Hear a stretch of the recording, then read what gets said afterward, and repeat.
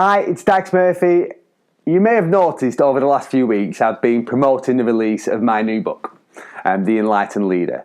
And loads of people have been asking, what's exactly in this book? What should you expect when you receive your copy?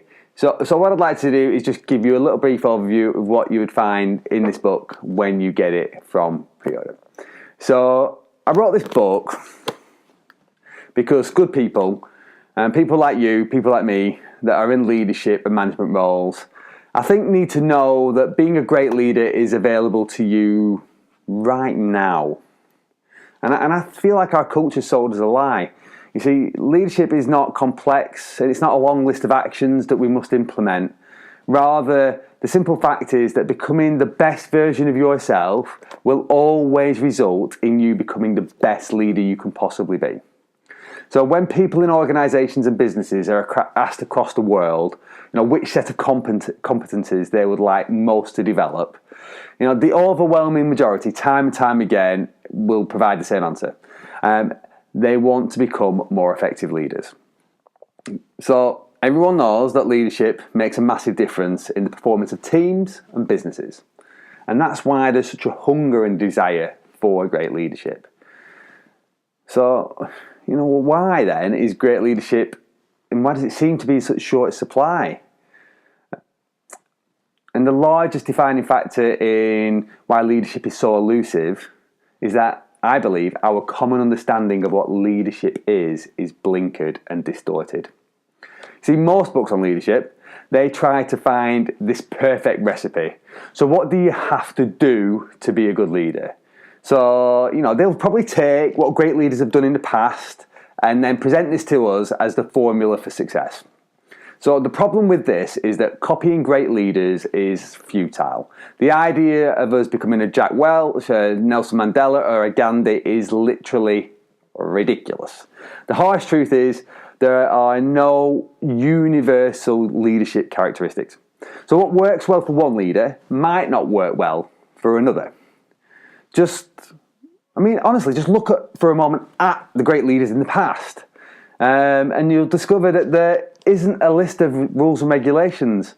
The great leaders of the past were all different, did different things. You compare Steve Jobs to Martin Luther King, the actions they took, the leadership style they possessed was worlds apart. But history tells us that they were both great leaders.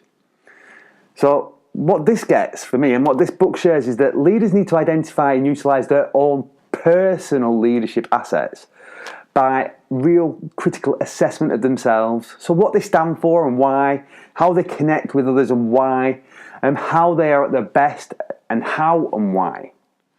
The desire and need for great leadership is bigger than ever, and it will only continue to grow.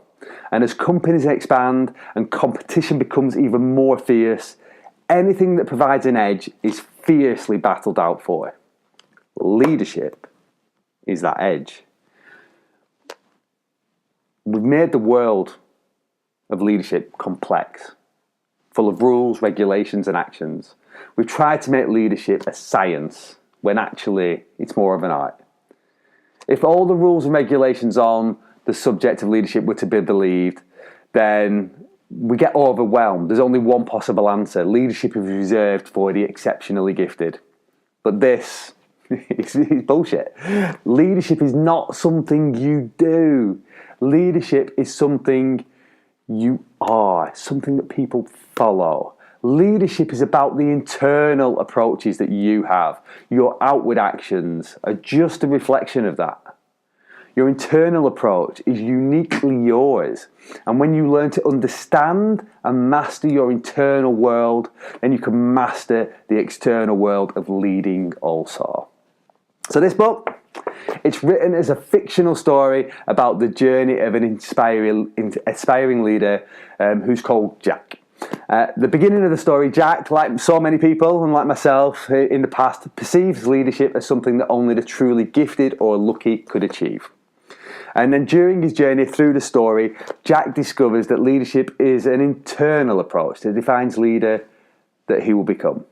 And then he methodically and simply works through a new leadership model, which helps Jack, you, me, define our own internal process and subsequently define our own brand of leadership. And at the end, he learns the mastery of those areas. And the areas that are in this new model are purpose, physiology, psychology, affinity, and vulnerability. And these elements are a centerpiece to great leadership, self-leadership. The Enlightened Leader, it's new leadership for our uncertain world. Pre-order your copy now on the link below, and you'll get free shipping. The shipping's normally worth $3.99, but if you pre-order the book, you get the shipping for free, and it'll get delivered to your door. So click the link below, order the book, change your life, change your leadership.